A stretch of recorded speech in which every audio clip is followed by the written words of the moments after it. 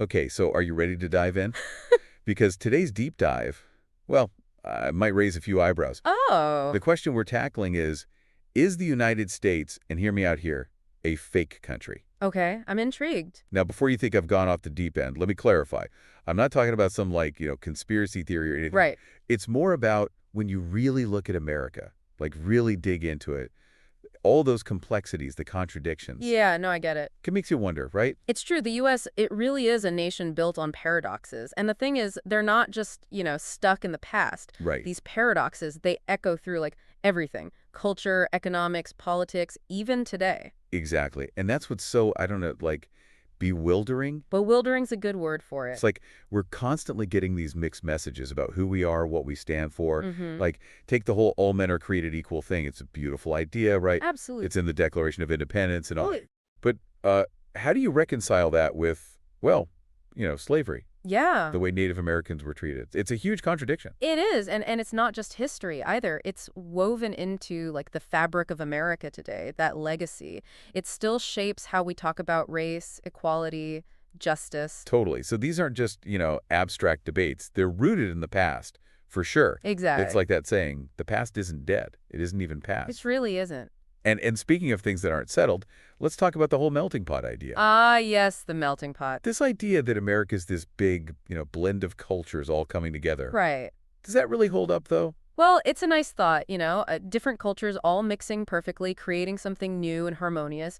But the reality, a Yeah. lot more complicated. Yeah, I was going to say. For example, look at where people live. We still have a lot of segregation, especially along racial lines. That's true. Black and Hispanic communities, they're often concentrated in areas that, well, they don't have as many resources, opportunities. Right. And this isn't just, people choosing to live that way. It's because of decades of housing policies that were, well, discriminatory. So the melting pots may be bubbling, but some parts are definitely getting burned, right? That's a good way to put it. And it's not just housing, this idea of one American identity. It gets even trickier when you remember that, unlike a lot of countries, the U.S. doesn't even have an official language. That's right. And, some people see that as a good thing, a sign that America are really open to diversity. Uh-huh. But it also creates challenges. Like communication can be harder, especially in places like healthcare, education. Oh, for sure. And then there's this worry about the country splitting apart culturally. Like, if we don't have a common language, will we even stay united? Yeah, it's almost like we're trying to tell this big national story, but we can't even agree on what language to use. That's a good analogy. And speaking of stories, there's the American dream, right? Okay. This idea that anyone, no matter where they come from, can make it if they just work hard enough. Yeah, the land of opportunity. But is that dream, is it really the same for everyone? That's the big question. America has had a lot of economic success, social mobility too, but the truth is, opportunity. It's not always equal. Right. Look at the gap between the rich and everyone else. It's been growing for years. Yeah, that's crazy. The top 1%, they hold more wealth than like the bottom 90% combined. That makes it really tough for a lot of people to get ahead, no matter how hard they work. So it's not just about individual effort then, it's about the system itself, how it's set up. Exactly. And speaking of the system, we can't ignore the power of corporations. Oh, absolutely not. I mean, we live in a time of huge companies, right? And they have a ton of influence on the economy, our politics, even just our daily lives. Mm-hmm. So does all that corporate power, does it actually make it harder for regular people to succeed? That's what we need to figure out, It's a valid question for sure. and one we'll keep exploring. Absolutely. Yeah, it definitely feels like it sometimes, right? Mm-hmm. And you see it everywhere, not just economics. Oh, yeah, for sure. Like, our politics are a mess. It's just this constant back and forth, each side yelling at the other, thinking they're the only ones who are right. It can be pretty discouraging at it. It really can. But it's interesting because, it's not always just about those surface level disagreements. Right. A lot of the time, this polarization, it comes from those same contradictions we were talking about before. Huh. How so?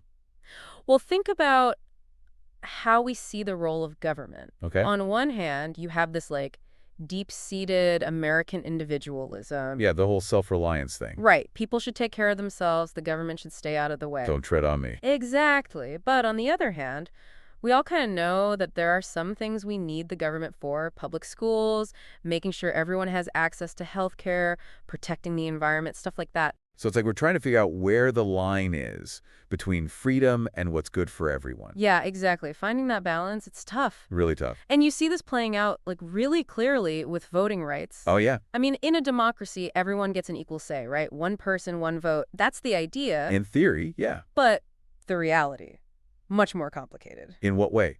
Well, you've got things like gerrymandering. Right, where they draw the voting districts all weird to benefit one party? Exactly, which basically means some people's votes don't count as much. It's messed up. It is. And then there's the Electoral College. Ugh, don't even get me started. Yeah, I know, but it's part of the system. And even though it's supposed to make sure every state has a voice, it means someone can win the presidency without actually winning the most votes. Yeah, it's happened a bunch of times. It has. And it makes you question, is our system really that democratic after all?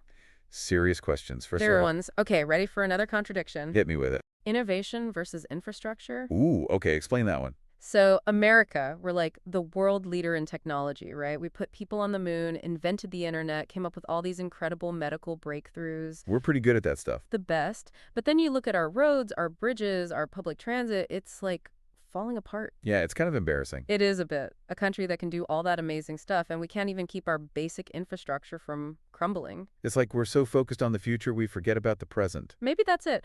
Or maybe it's because our political system is kind of short-sighted, always focused on what's right in front of us, not the long game. Yeah, we're not great at planning ahead. Not really. Okay, one more big tension I want to talk about. Lay it on me. This one's like a core American struggle. Freedom versus security. Ooh, yeah, that's a big one. Huge. Americans, we love our freedom, right? Freedom of speech, freedom to assemble, freedom from the government telling us what to do. It's in our DNA.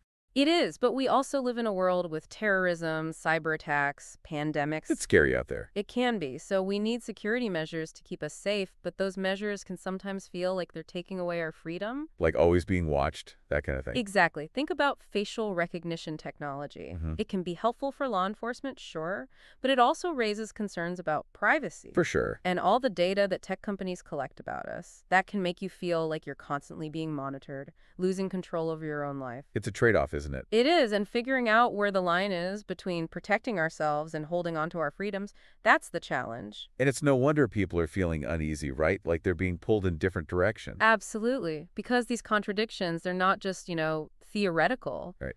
They affect people's lives, their opportunities, how they see themselves as Americans. So what do we do? How do we fix it?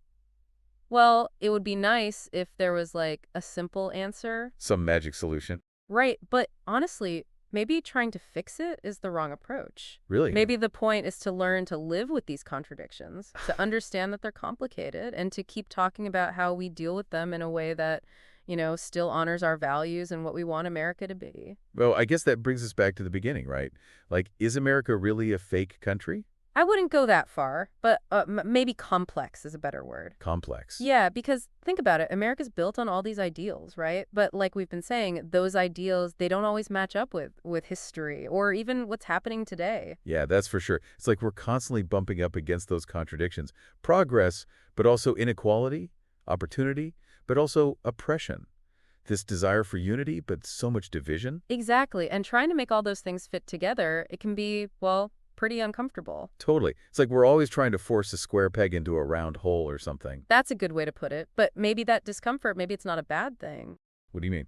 Well, maybe it's just part of being American. Part of it? How? Instead of seeing those contradictions as, like, weaknesses, maybe they're actually strengths. Strengths? How can that be? Because they push us to be better, they make us question things, try to improve, they keep us dynamic. I never thought of it like that. So are you saying instead of trying to get rid of all these contradictions, we should just, like, embrace them? I think so. Embrace the messiness, the complexity, realize that it's all part of the journey, part of trying to make America live up to those ideals we talk about. Wow. Okay. That's pretty profound. It's definitely something to think about because, look, America's story, it's not a straight line. No? It's more like a tapestry. All these different threads, some light, some dark, all woven together to make something really unique. And it's still being woven, right? Exactly. We're constantly adding to it, changing it. And maybe that process, that wrestling with our contradictions, that's really what makes America, well, America.